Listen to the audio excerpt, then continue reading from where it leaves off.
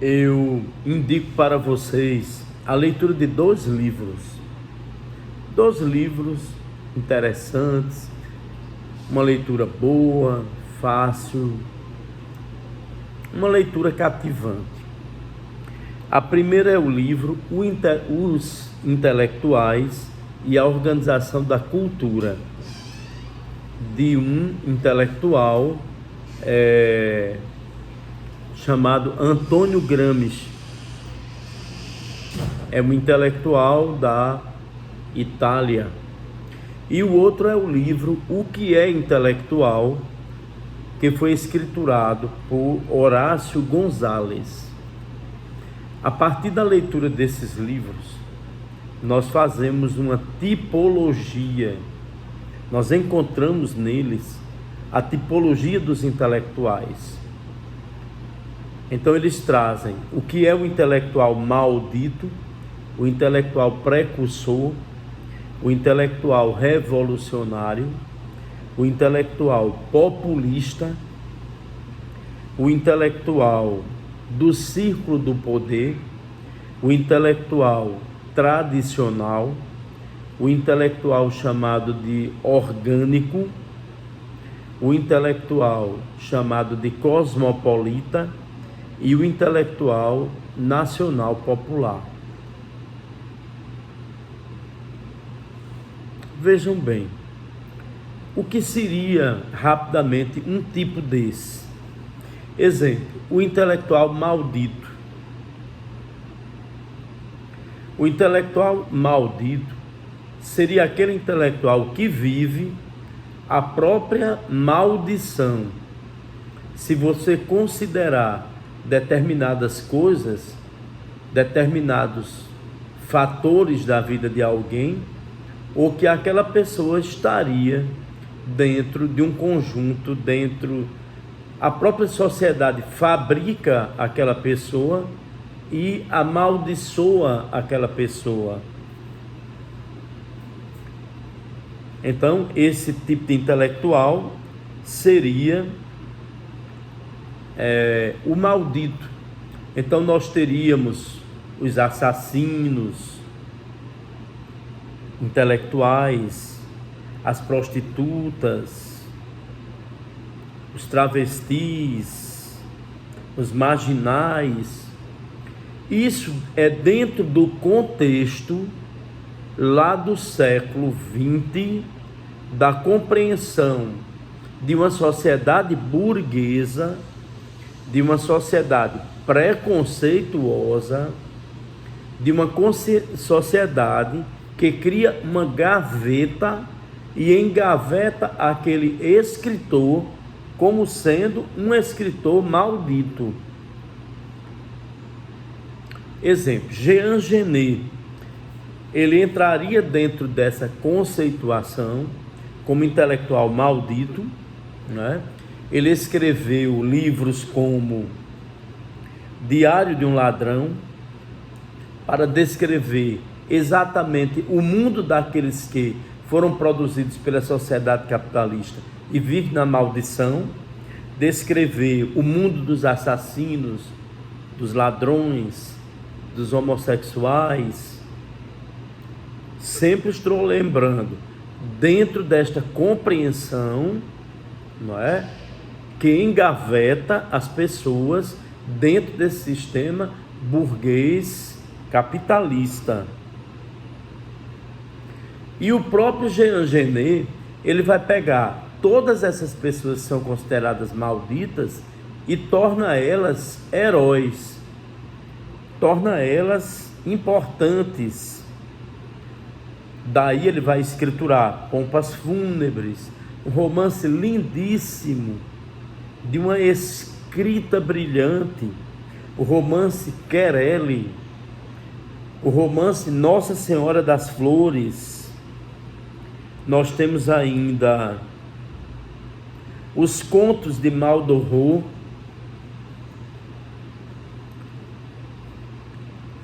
que é um livro escrito lá pelo 1700, né? de uma escritura muito interessante, pouco lido, pouco conhecido, mas que eu digo a vocês, procurem ler os Contos de Maldoror. O que seria o intelectual do Círculo do Poder? Seria aquele intelectual que participa do poder, que conhece a intimidade do poder, descreve o poder, que participou do cargo público, a exemplo de Nicolau Maquiavel, que a partir do seu conhecimento, a partir da sua compreensão, a partir do que ele vivenciou nos cargos públicos em seu tempo, ele participa do poder, ele vai e escreve O Príncipe. Ele é um republicano, ele é um defensor da república, mas ele vai escrever O Príncipe, mostrando como seria favorável a criação do Estado italiano, um Estado italiano com exército próprio, um Estado italiano com lei própria, com moeda própria. Por quê? Porque ele via que a Itália era uma colcha de retalhos, formada por muitos reinos, principados, granducados. Existia na Itália, na época de Maquiavel, o reino de Nápoles, existe a República de Veneza, a República de Florença, que posteriormente passou a ser o Granducado da Florença, o Granducado da Toscana, administrado pelos príncipes de uma classe burguesa, que era a família Médici, que fazia parte da burguesia, mas que chegou ao enobrecimento e conquistou o título de Granduque, o Granducado de Médici. No Brasil, a gente tem um exemplo de um intelectual do Círculo do Poder, é Golbery do Couto e Silva. A partir de Golbery, nós vamos ter a ideologia da Seguridade Nacional, a ideologia da segurança nacional, que vai tratar do Estado brasileiro, o Estado brasileiro da Revolução de Março de 64.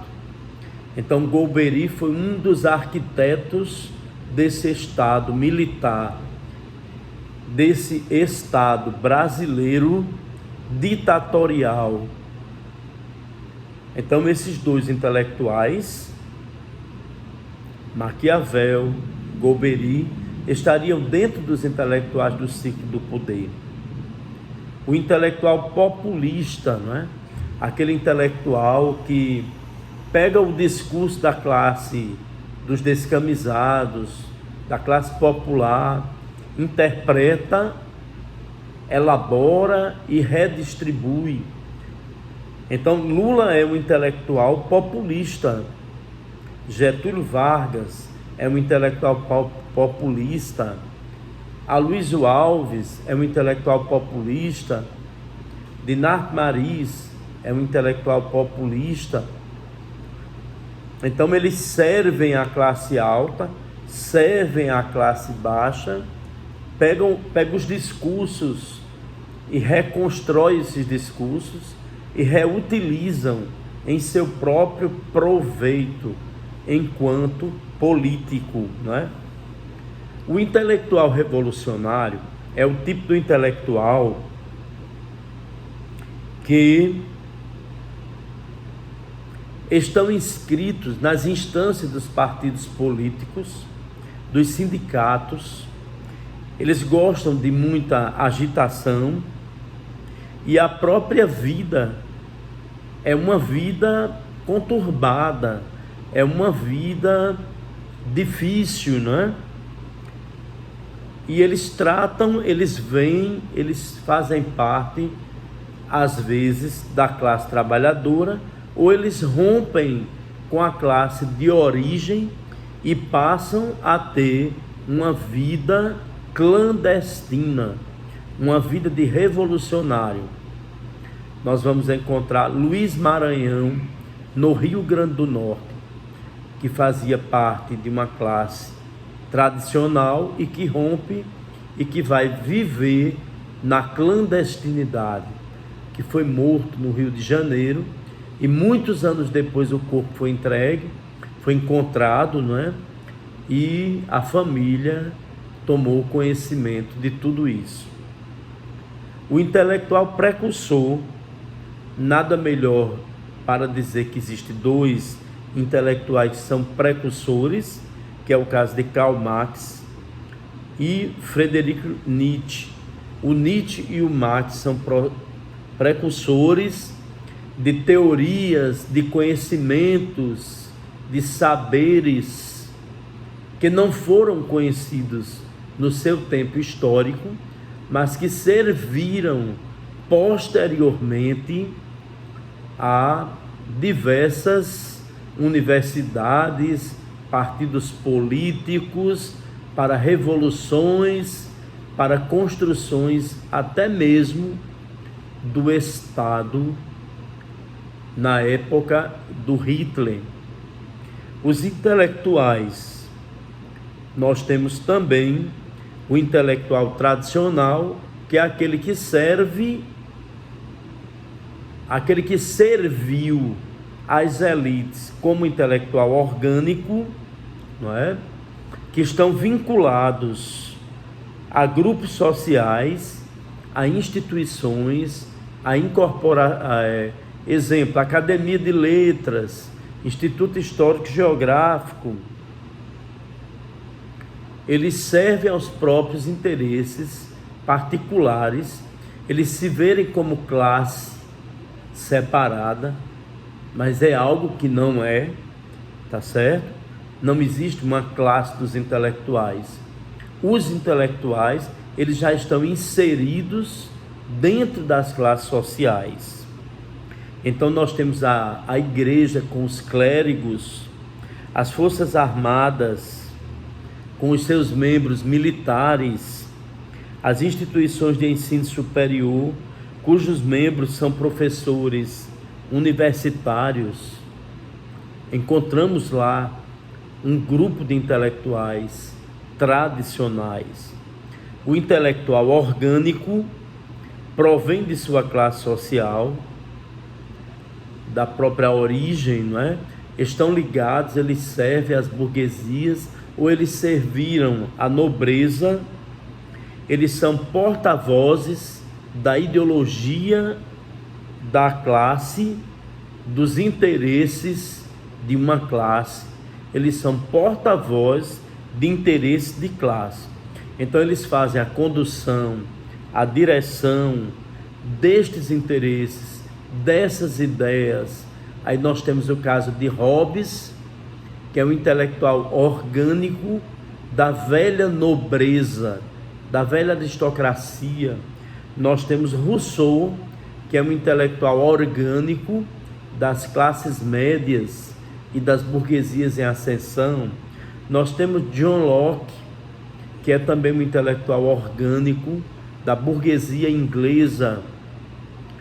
Nós temos também Adam Smith, que é um intelectual orgânico, servidor das burguesias inglesas em ascensão e do capitalismo.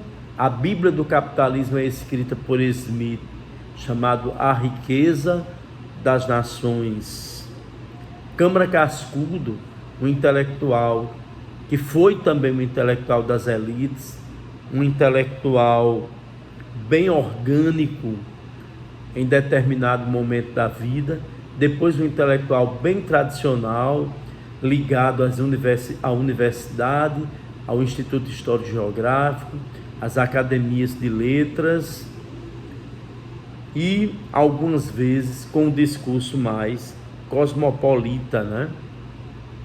Temos o intelectual nacional popular, cujo discurso descreve aquilo que a população acredita Então nós temos como intelectual popular a rezadeira, a parteira, o intelectual popular Luiz Gonzaga, rei do Baião, com suas músicas. Como intelectual popular, nós temos também, não é? Aquelas pessoas que ensinam o que aprendem no meio onde elas moram, as parteiras das cidades do interior, que repassam seus conhecimentos no boca a boca, as tradições, a aprendizagem do parto, as rezadeiras que mostram, que ensinam a reza e vão passando, não é? De mãe para filhas, o conhecimento sobre os chás, as plantas, os tipos de plantas, os chás, para que servem. Então isso faz parte do conhecimento popular, desses intelectuais populares. E os intelectuais cosmopolitas, que são grandes intelectuais, tipo os intelectuais do Renascimento italiano, os intelectuais do positivismo, os intelectuais do Renascimento italiano, como dentro desse campo intelectual nós vamos encontrar Dante, que escreveu a Divina Comédia, escreveu também sobre a monarquia papal e a monarquia imperial. Dante é um intelectual cosmopolita. Nós temos também Camões, que escreveu Os Lusíadas, ele é um intelectual cosmopolita do Renascimento. Nós temos Leonardo da Vinci, que produziu ciência, produziu obras da arte universal, na pintura, na arquitetura. Nós temos um grandioso intelectual do Renascimento, que é menos comentado, mas é Michelangelo Buonarroti. Foi um grande escultor, o escultor da Pietà. Michelangelo Buonarroti é um dos escultores mais interessantes do mundo. A obra escultórica de Michelangelo Buonarroti na Itália é grandiosa. Aquilo que ele realizou para a Capela dos Médici, a cúpula lá da igreja de São Pedro, não é? Aquela grande basílica de São Pedro, a cúpula veio também, foi uma construção que saiu da sua cabeça. As obras da pintura de Michelangelo Buonarroti, como pintor, como poeta também. Nós temos também Rafael Sanzio, que fez a Escola de Atenas, uma das obras mais importantes do mundo do Renascimento. A Escola de Atenas é o momento criado pelo espírito de Rafael, a imaginação imaginada de Rafael sobre um encontro e uma síntese do pensamento antigo, dos pré-socráticos, de todos os pensadores pré-socráticos, também de Platão, Aristóteles, o rei Alexandre da Macedônia. Então é uma pintura em uma parede, a Escola de Atenas, feita no reboco, chamado afresco, e é uma das obras mais significativas da humanidade. É a Escola de Atenas.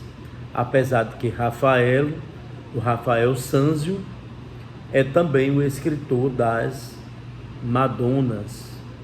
Então o Renascimento é um acontecimento universal, um acontecimento complexo, transdisciplinar, envolve muitas disciplinas. Os intelectuais do Renascimento, eles são cosmopolitas e está incluso no pensamento do homem do Renascimento muitas disciplinas. Não é só uma disciplina, não é só um campo do saber, é vários campos do saber, que vai da filosofia à arquitetura. Temos no meio aí também Giordano Bruno. Então, vale a pena estudar esses intelectuais do Renascimento e também os do positivismo, não é? Do positivismo como Augusto Comte,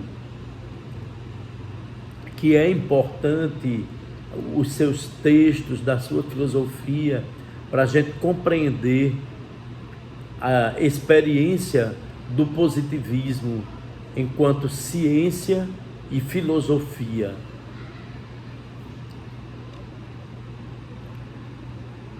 Eu acredito que essa minha construção rápida aqui deu para vocês entenderem o que é um intelectual e também vocês terem a oportunidade de saber que existem 2 livros, um chamado Os Intelectuais e a Organização da Cultura, uma leitura muito boa, muito fácil, que é o livro do Antônio Gramsci, eu aconselho a leitura, e o outro, um livro bem sintético, bem elaborado, do Horácio Gonzalez, chamado O que é Intelectual. Eu desejo a todos um bom fim de semana e boas leituras e estudos.